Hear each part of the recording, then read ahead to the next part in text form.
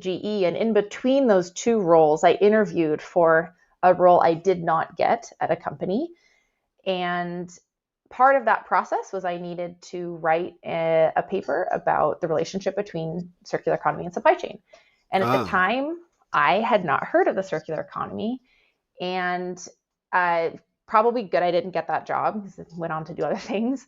yeah. But I started getting very, very curious about that relationship. At the time, if you Googled it, circular supply chain, there was like maybe 3 results, and they were all from Accenture, all very interesting, but just 3 total, not through pages, just on the entire internet.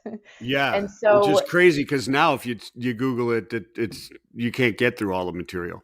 absolutely. So that piqued an interest, and happily, a marvelous woman called Jenny Froome gave me an hour on stage at SAPIX, which is the largest supply chain conference in Africa, and I got to talk about what I think that means and what is it, how does that, what's the point of talking about it in supply chain? And a lot of this is around material security and the disruptions that we're all feeling.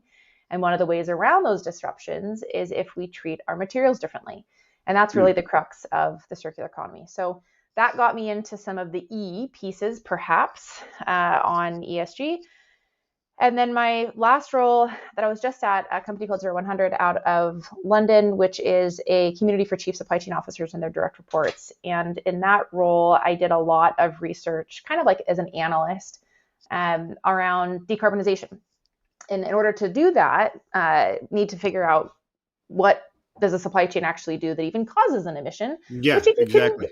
imagine, that really didn't clearly, plainly exist out in the public domain as I started doing a lot of that research. So that was one of the last pieces of analysis I did last year, which is actually publicly available on the 0100 website, that breaks down plan, source, make, move.